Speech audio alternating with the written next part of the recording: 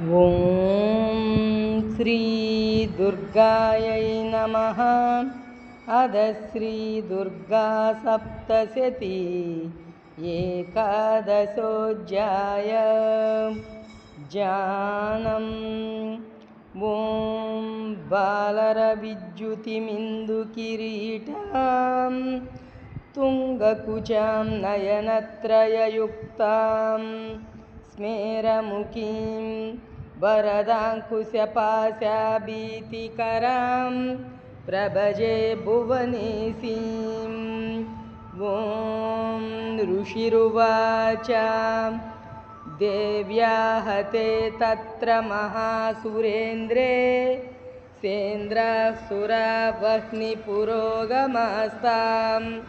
काचायनीं तुष्टुवुरिष्टलाभाद् विकासि वक्त्राब्जविकासिताशा देवी प्रपन्नार्तिहरे प्रसीद प्रसीद मातज्जगतोऽखिलस्य प्रसीद विश्वेश्वरि पाहि विश्वं त्वमीश्वरी देवी चराचरस्य आधारभूता जगतस्त्वमेका महीस्वरूपेण यतः स्थितासि अपां स्वरूपस्थितया त्वयैतदाप्यायते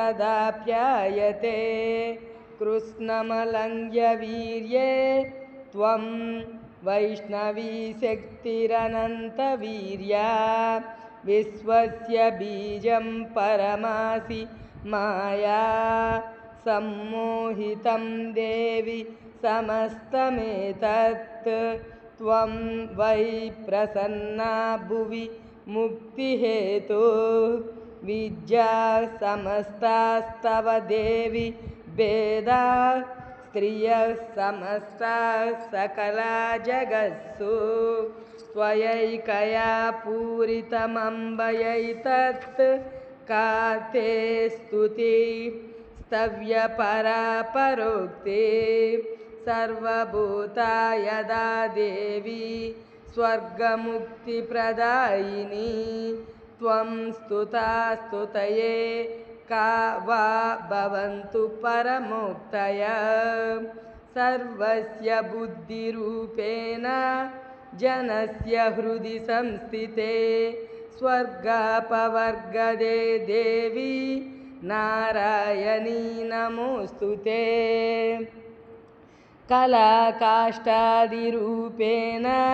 परिणामप्रदायिनी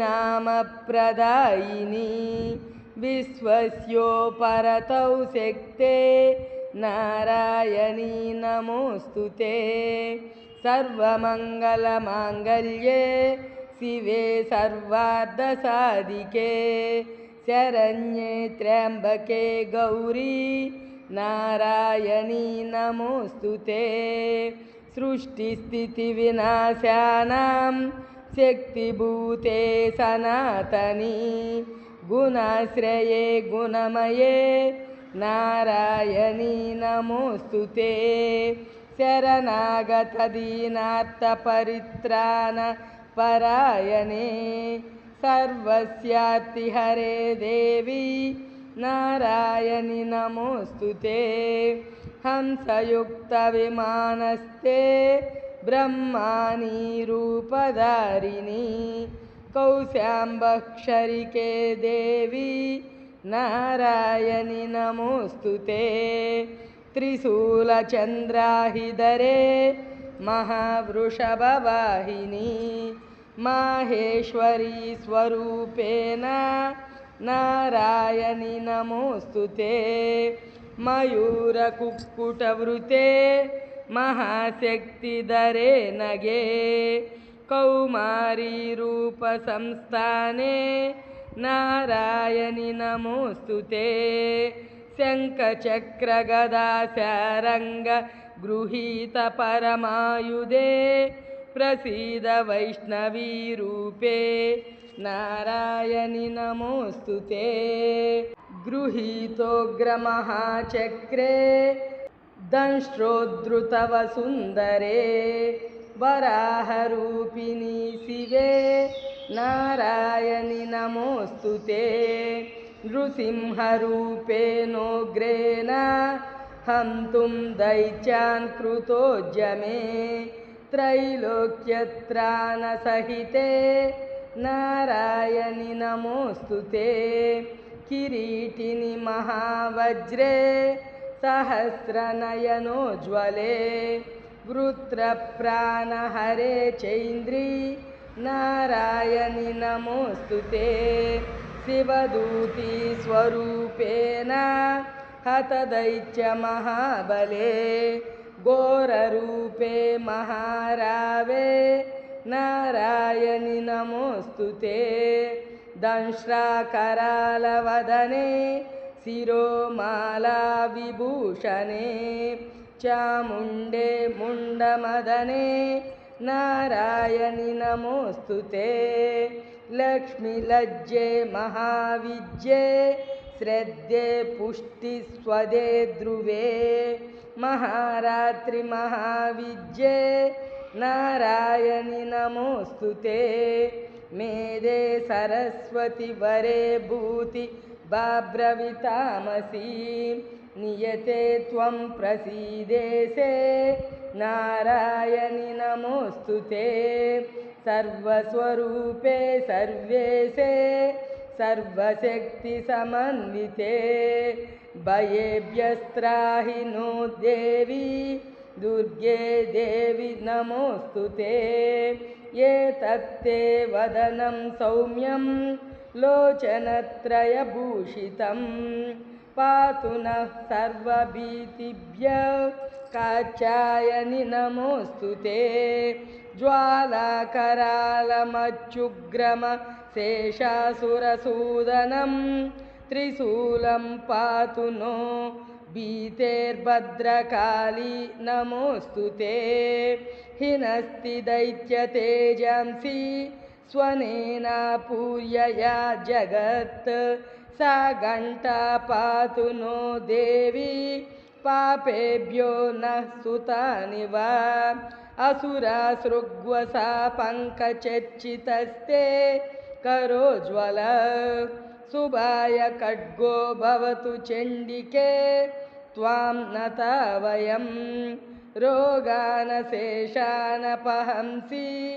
तुष्टारुष्टा तु कामान् सकलानभीष्टान् त्वामाश्रितानां न विपन्नराणां त्वामाश्रिता ह्याश्रयतां प्रयान्ति एतत्कृतं यत्कदनं त्वयाज्य धर्मद्विषां देवि महासुराणां रूपैरनेकैर्बहुदात्ममूर्तिं कृत्वाम्बिके तत्प्रकरोति कान्यां विद्यासु शास्त्रेषु विवेकदीपेष्वाद्येषु वाक्येषु च का त्वदन्यां मम त्वगत्येति महान्धकारे विभ्रामयच्चेततैव विश्वं रक्षांसि यत्रोग्रविशाश्च नागा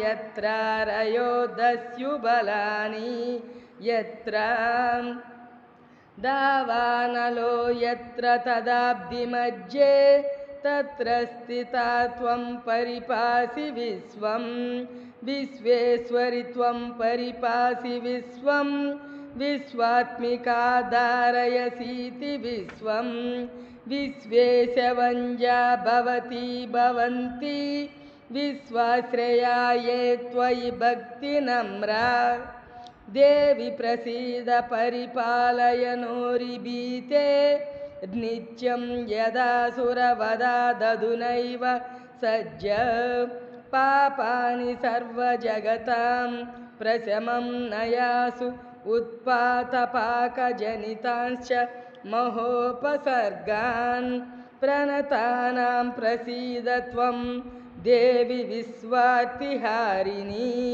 त्रैलोक्यवासिनामीड्ये लोकानां वरदा भव देव्युवाच वरदाहं सुरगणा वरं यन्मनसेच्छदा तं वृणुध्वं प्रयच्छामि जगतामुपकारकं।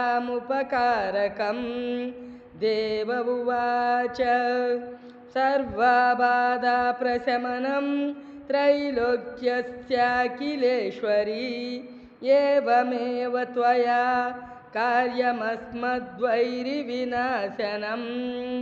देव्युवाच वैवस्वतेऽन्तरे प्राप्ते अष्टाविंशतिमे युगे शुम्भो निशुम्भश्चैवान्या उत्पत्स्येते महासुरौ। नन्दगोपगृहे जाता यशोदा गर्भसम्भवा ततस्तौ नाशयिष्यामि विन्ध्याचलनिवासिनी। पुनरप्यतिरौद्रेण रूपेण पृथिवीतले अवतीर्य हनिष्यामि वैप्रचित्तांश्च दानवान् भक्षयन्त्याश्च तानुग्रान् वैप्रचित्तान् महासुरान्। रक्तादन्ता भविष्यन्ति दाडिमी कुसुमोपमा। ततो मां देवताः स्वर्गे मर्त्यलोके च मानवाः स्तुवन्तो व्याहरिष्यन्ति सततं रक्तदन्तिकां। भूयश्च शतवार्षिक्यामना वृष्ट्यामनम्बसि मुनिभिः संस्तुता भूमौ सम्भविष्याम्ययोनिजा। ततस्य तेन नेत्राणां निरीक्षिष्यामि यन्मुनीन् कीर्तयिष्यन्ति मनुजा शताक्षीमिति मां ततः। ततोऽहमखिलं लोकमात्मदेहसमुद्भवै भरिष्यामि सुरा शाकैरावृष्टे प्राणधारकै। शाकम्भरीति विख्यातिं तदा यास्याम्यहं भुवि तत्रैव च वदिष्यामि दुर्गमाख्यं महासुरं। दुर्गादेवीति विख्यातं तन्मे नाम भविष्यति। पुनश्चाहं यदा भीमं रूपं कृत्वा हिमाचले रक्षांसि भक्षयिष्यामि मुनीनां त्राणकारणात्। तदा मां मुनयः सर्वे स्तोष्यन्त्यानम्रमूर्तयः। भीमादेवीति विख्यातं तन्मे नाम भविष्यति। यदारुणाख्यस्त्रैलोक्ये महाबाधां करिष्यति तदाहं भ्रामरं रूपं कृत्वा संख्येय षट्पदं। त्रैलोक्यस्य हितार्थाय वदिष्यामि महासुरं। भ्रामरीति च मां लोकास्तदा स्तोष्यन्ति सर्वतः।